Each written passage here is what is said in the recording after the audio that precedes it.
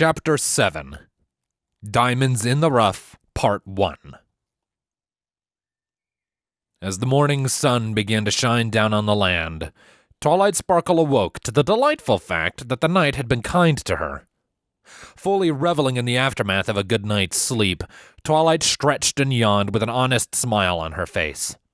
Her current hypothesis stated that extreme physical, magical, and emotional strain made the act of resting all the easier, and based on how the previous day had begun, that theory was definitely correct. Of course, that feeling of content and ease was swiftly put to rest as the young alicorn recalled what this day would entail for her, and she groaned in anticipation of what was to come. But that was a problem for the future her. Even if that future was soon, and the present Twilight took some comfort in that, at the very least. After living through the day's first major, and hopefully last, mood swing, her next action was to immediately check up on the well-being of Spike. Safe and sound, lightly snoring away at the daylight in his own little den with the smallest bit of drool escaping his maw. This calming and adorable sight was contrasted deeply by the bandages wrapped snugly around one of his legs. Their pristine white tarnished slightly by what little blood was able to squeeze out of the bite over the course of the evening. Despite Spike being the one to have been hurt, the pain that Twilight felt at the sight eluded description. It should have been me. The grim thought lingered in Twilight's head as she donned her concealing garment. She'd gladly have let one of her own wings be ripped off if it would have spared Spike that injury. But, in a surprising act of mental fortitude, Twilight managed to repress that thought relatively quickly. The past was the past, immutable and absolute. Nothing could change what had happened. That was something Twilight had learned a long time ago. Dwelling on it anymore would only impede her future, and that would only invite disaster. With a series of deep breaths, Twilight allowed her failures to pass on by. Being guilty would do her no good, so instead she was resolved to be better. At least until after she had gotten a stable job in this town. Then, in the privacy of whatever abode she ended up renting, she could beat herself up over letting her friend get hurt to her heart's content. Putting on a brave smile while adjusting her cloak, Twilight felt like she was ready to take on the world as she opened the door. And there was a bear. Just standing there, in the middle of the hallway like it owned the place, in just the right way that their eyes met as soon as the door was opened. There was no visible reaction on either individual's part, just a silent exchange of stares that lasted for what felt like eternity. There was also no thought in this moment, just a steady and continuous state of internal screaming in Twilight's head. The look on her face acted as the only outward expression of this inward panic. The bear, meanwhile, just gazed back with this half-eyed look of indifference. If Twilight were in any state of mind to take into consideration the emotional state of this animal, she'd proclaim that it looked groggy. Tired, even, like a caffeine junkie who had yet to partake in their morning coffee. Without the slightest shifts in posture or expression, Twilight closed the door and clicked the lock.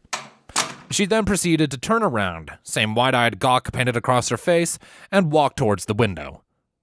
By some improbable coincidence, it was now that Spike had decided to gently rouse himself from slumber.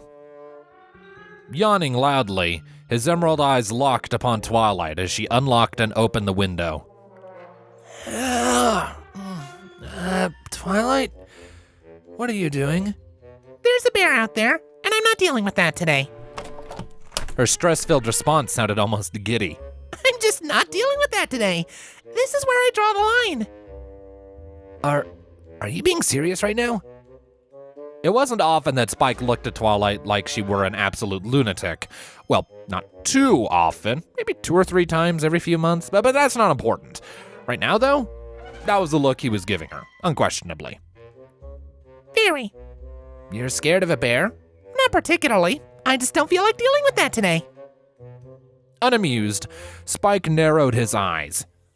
Looking back and forth between the door and the cloaked alicorn, there was a brief moment of pause before he climbed out of bed. And after figuring out how to walk with only 3 legs, he made his way over to the door. Propping himself up on his hind legs, it wasn't long before the lock clicked open once more. Spike, don't you dare! There was no change in her tone, nor her expression as she turned to face Spike. Do not open that door! There can't be a bear out there, though, and I'm gonna prove it. Spike chuckled as he turned to the knob, absolutely sure in his reasoning. A confident smile was on his face. He knew there couldn't possibly be a bear in this house. He might have been young, but he was clever enough to know that bears didn't just wander into houses like this. To find food? Well, maybe, but if that were the case, the supposed bear would be in the kitchen, not up here. And he was determined to prove that to his friend as he opened the door against her wishes. The bear was still there. Oh. That's all Spike said as his eyes met with the grizzly's own. Closing the door just as slowly as Twilight had, he turned back to her with his face now matching hers. I stand corrected. That was a bear. Which is why we're going out the window. I am not dealing with that today. Twilight turned back to the window to continue her escape, but was greeted to the sight of a worried-looking yellow Pegasus in a sun hat. Fluttershy hovered before the window with a puzzled look on her face. It looked like she had been doing some yard work when she had noticed Twilight's attempted escape. Is everything all right? Spike and Twilight answered in perfect synchronization. There's a bear in your house. A sincere look of guilt came across Fluttershy's now reddened face. Oh, did I forget to tell you about Harry? I sent him up to let you know breakfast would be soon. I could have sworn I told you about him, though. I'm sorry. Silence. Absolute silence. A complete lack of any sound at all, as if the world had been forcibly muted. Neither the wounded dragon or Twilight could comprehend what the yellow pony could have meant by that. Well, it was clearly an indication that she and this bear had some kind of long-lasting acquaintanceship. That was at least one of several questions answered. You have a pet bear? Twilight's reaction was surprisingly calm. Less pet and more freeloader who lives in my basement and drinks all my coffee, but effectively yes. Fluttershy hesitated for only a moment after that. And not to be rude, but you have a dragon. And that was a fair point.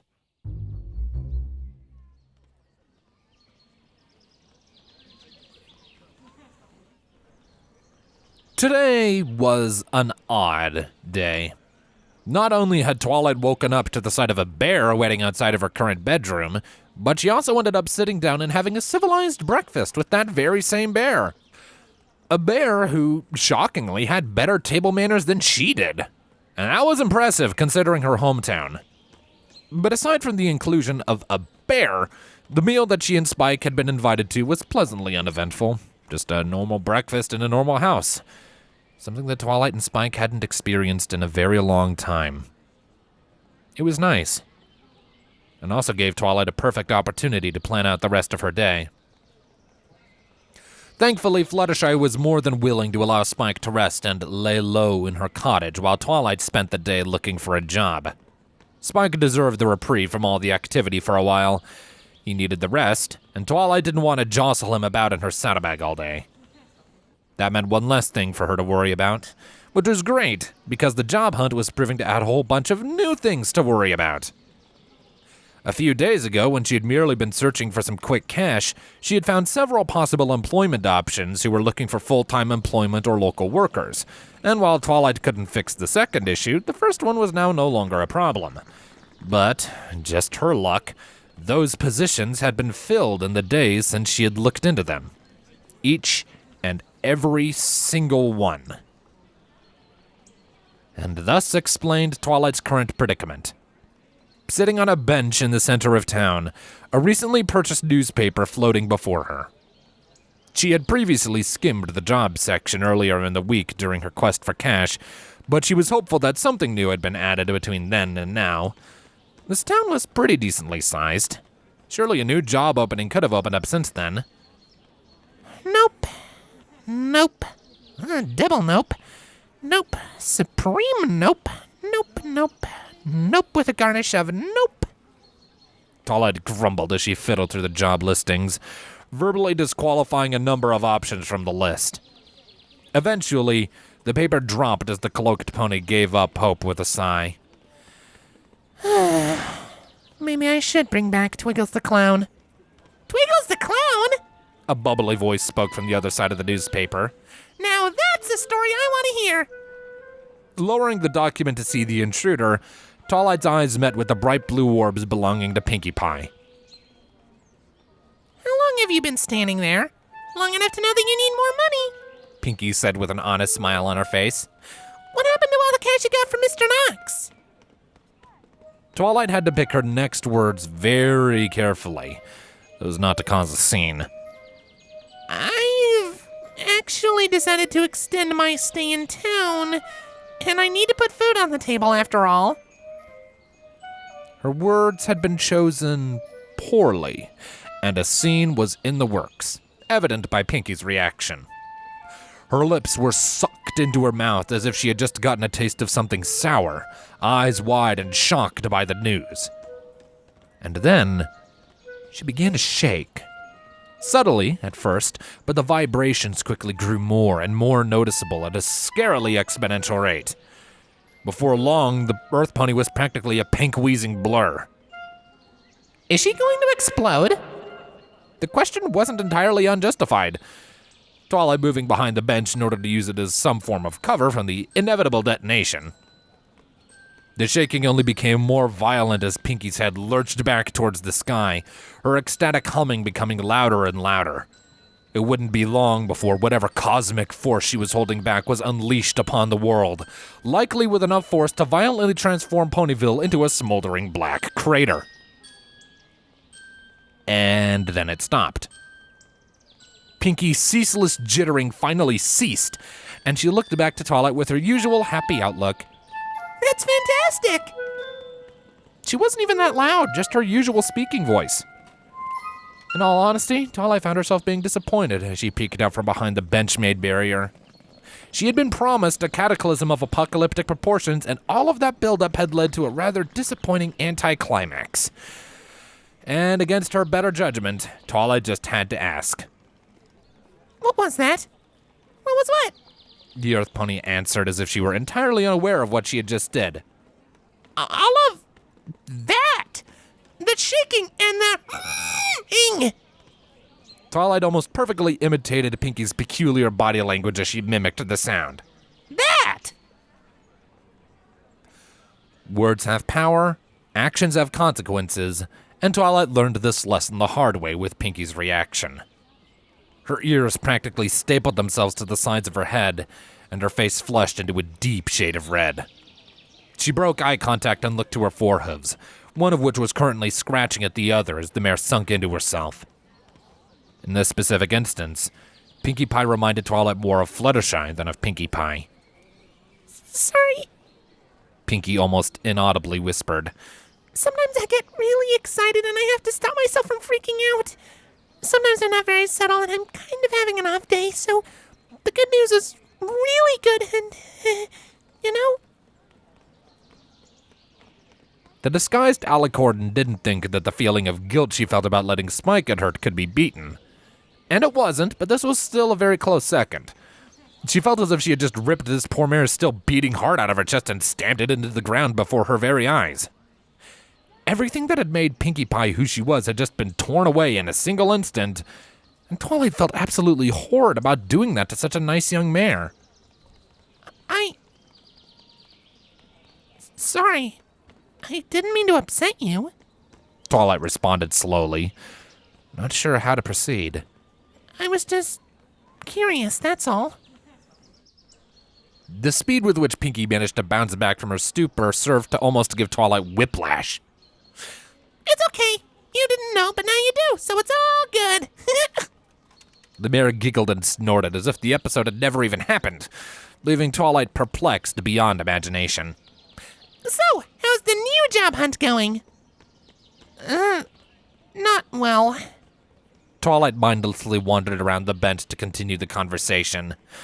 Haven't exactly found anything I'm looking for. Well, what are you looking for? That's not exactly really an easy question to answer. What was she honestly supposed to say? That she was looking for something with no uniform so she could keep her wings hidden?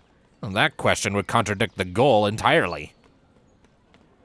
I don't really know what I'm looking for. That wasn't exactly a better explanation. Pinkie's head tilted to the side as she mused over the words.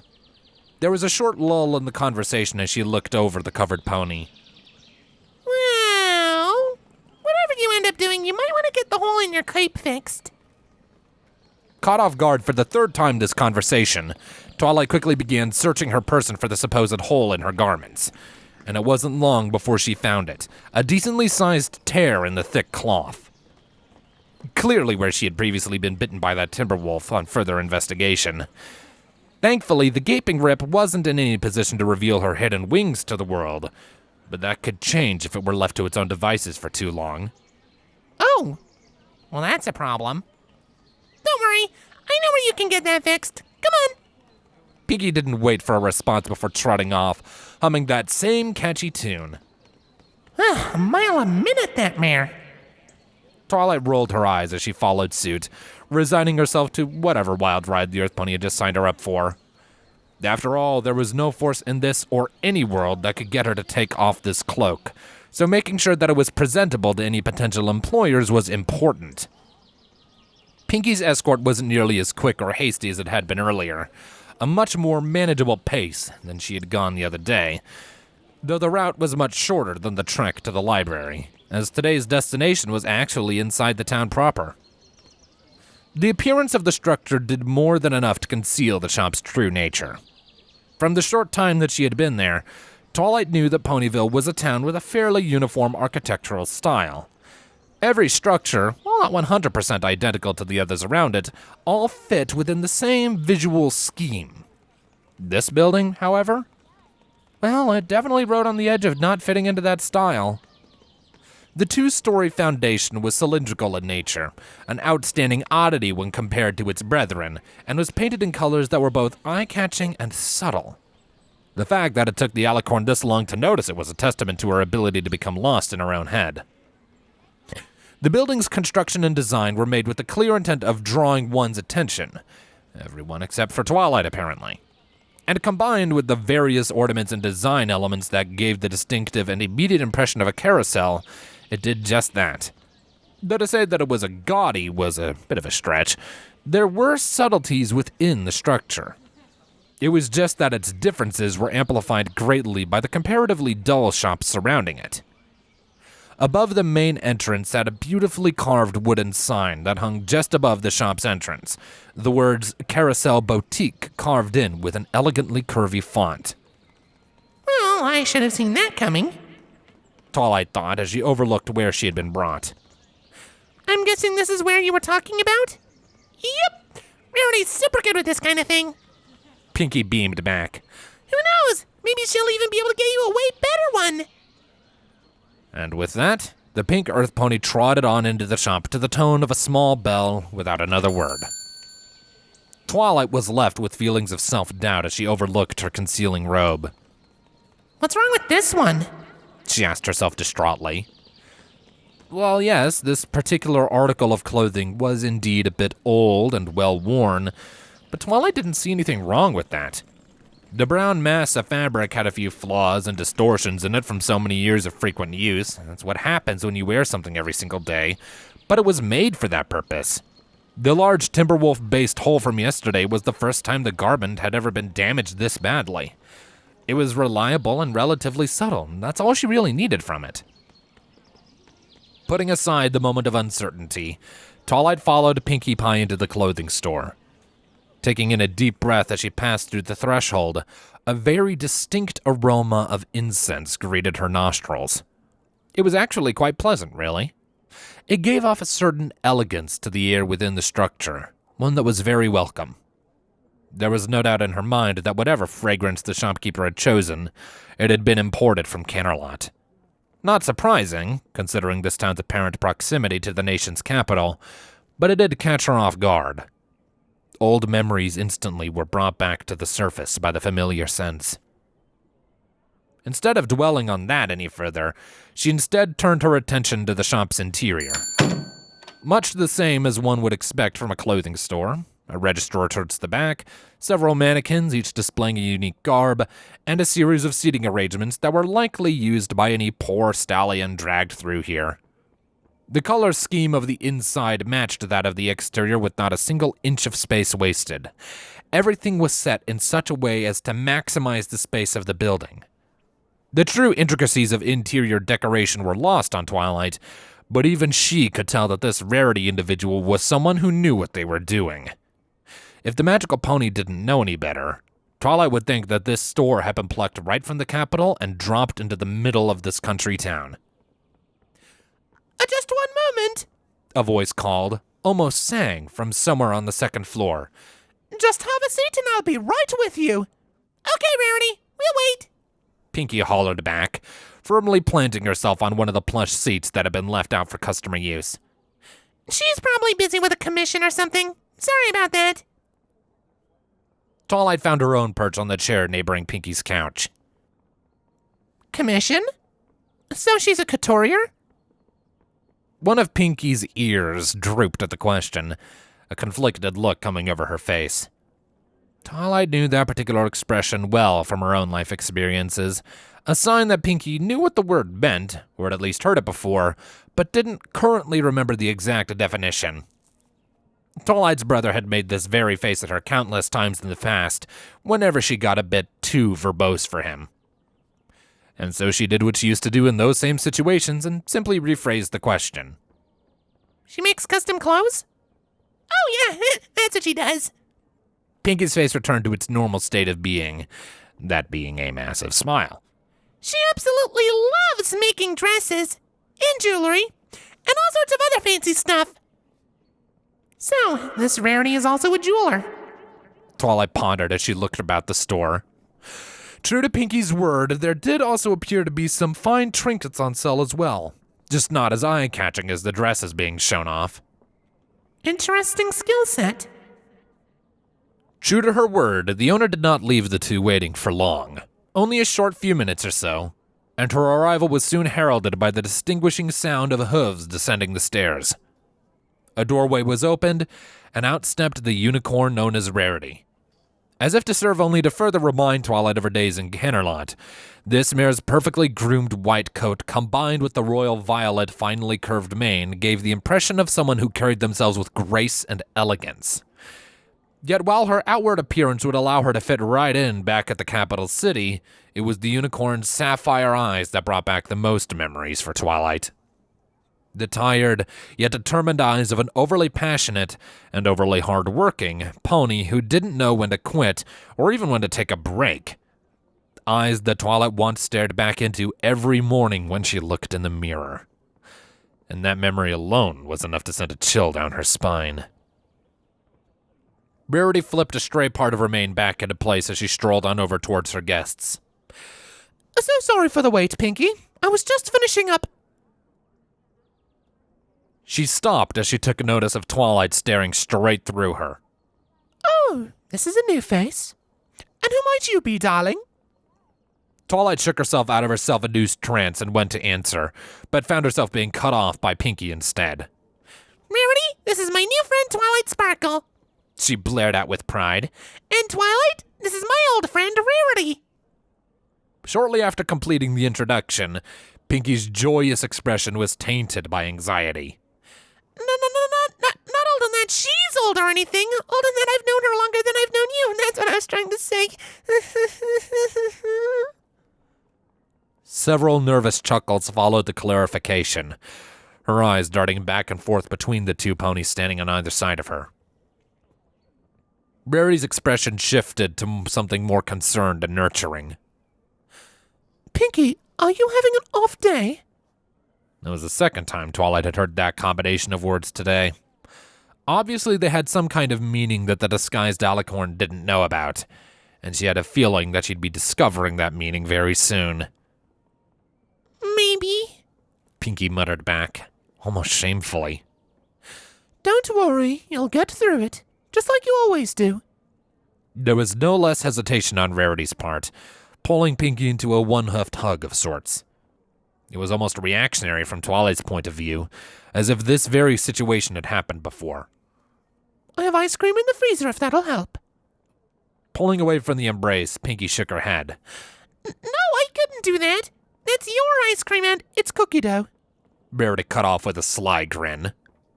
Within seconds, Pinkie was on a fast track to the promised frozen dessert, shouting out a very grateful-sounding declaration of thanks in the process. There, that should keep her busy for a few moments. The unicorn chuckled to herself as she turned to face Twilight. Now then, Twilight Sparkle, was it? It's very nice to meet you. Likewise. Twilight responded dully, unsure of what exactly had just transpired. I'm sorry. I said something to her earlier that might have... Rarity raised a hoof in protest of the apology. You don't know her very well yet, do you? Not really, no. Well, don't put any unnecessary blame on yourself, Rarity said. Pinkie just has off days sometimes. And when she's having one, just about anything can set her off like that. She's already forgiven you for whatever you may have said. Trust me. The information was a bit to take in all at once. Up until today, just about every interaction with Pinkie had been nothing but smiles and laughs. But in retrospect, it made perfect sense that there'd be off days in her routine. After all, it is effectively impossible to be happy 100% of the time, and it was now clear to Twilight that Pinkie was no exception to that rule. Don't worry. A little comfort food is usually enough to help her bounce back, Rarity continued with a reassuring smile and tone of voice. Now then, what can I do for you? I'm sure Pinkie didn't just bring you down to my humble little shop just to chat. Even on her off days, there's a method to the madness, as it were. Oh, right. With everything that had just happened, Twilight had just about forgotten that herself. Yeah, I had an incident of sorts yesterday, and I need a quick patch job. She turned to show the seamstress the large tear in her cloak. Didn't even notice until Pinkie pointed it out. Oh my, that certainly won't do at all. Well, you certainly came to the right place. Rarity maintained a respectable distance as she overlooked the large tear, something Twilight was very thankful for a number of reasons. This accident wouldn't happen to be Timberwolf related, would it? You really should exercise caution when going into the Everfree Forest around this time of year. Did you not see the signs? A silent rage befitting a Tartarian lord was born within Twilight. There were signs? Well, there are supposed to be. Someone must have forgotten to put them up again. Rarity thought out loud as she finished up her concise examination of the damages, the statement serving well to quell the fury within Twilight's heart. It happens every year. Quite irresponsible, if you ask me. Now then, what exactly do you mean by a patch job? What kind of question is that? Twilight looked at Rarity as if she had just spoken in some silly, made-up language. The request had been pretty blatantly clear. She wanted a patch to cover up the hole in her cloak. Didn't take much to piece that much together from the context clues that had been provided. This Rarity didn't seem like an unintelligent pony. The tact and grace she'd used in taking care of Pinkie just now is proof enough of that. Not to mention the fact that she worked with fabrics for a living, meaning that she should know what a patch is. I want a patch for this hole, Twilight reiterated blankly. I thought I was being pretty clear. A patch? Against all odds, Rarity went pale as she spoke. A strange brew of confusion and disgust was made apparent as she mulled over her own question, the word seemingly leaving a bad taste in her mouth. Just a patch? Yes? Twilight wasn't exactly sure anymore, given the couturier's reaction. No, absolutely not. No, that will never do. In an act of absolute defiance, Rarity quite literally turned her nose up at Twilight's request. I simply will not degrade either of us with the lowest common denominator of fabric mending. I have my reputation, and we both have our dignity. Now that reminded Twilight of Canterlot, to a T. Rarity could very well be from the Celestial City herself, given the pompous nature of the denial. It was far more polite than what someone from the capital might say, given that Rarity at least gave the impression she was also worried about Twilight's well-being, but even still. Though once again, Twilight was thrown for a loop by one of Ponyville's citizens as Rarity turned back with a smile. Now then, I am more than capable of mending this hole good as new without the need of a filthy, disgusting patch, she continued cheerfully. I can also touch up the rest of the piece for you. It should only take about a day or so. The idea of being left without her cloak, even for a mere day, sent a near painful shock throughout Twilight's body.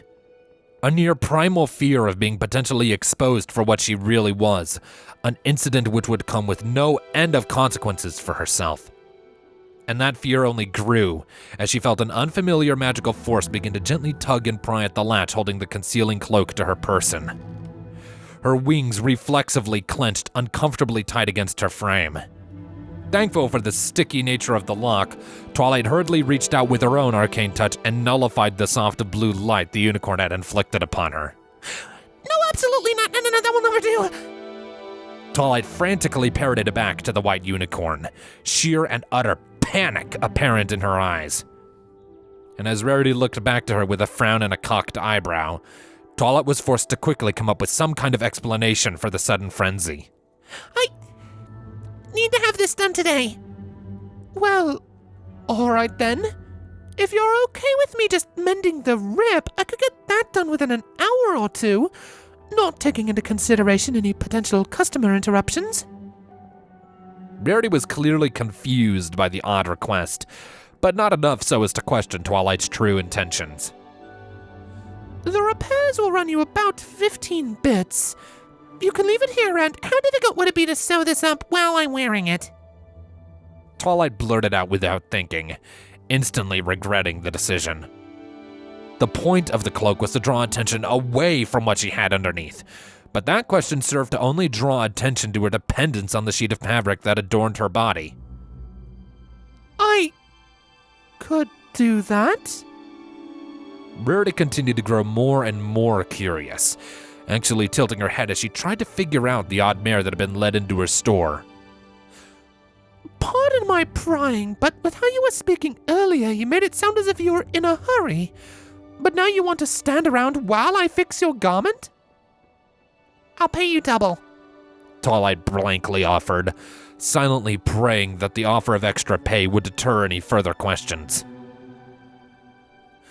There was a moment in which Rarity looked as if she were about to press the issue further. Anyone with eyes could see that she was suspicious of Twilight's inconsistent behavior. But it seemed that the promise of double pay was at least enough to get her to conform to her client's odd demands. Gingerly gesturing with a hoof towards the staircase, Rarity politely requested Twilight to step into her workspace before taking the lead. Twilight followed without any objections. She'd pushed her luck far enough for one day. She needed to keep her actual identity a secret if she were to have any intentions of staying in this town. Especially this close to Canterlot.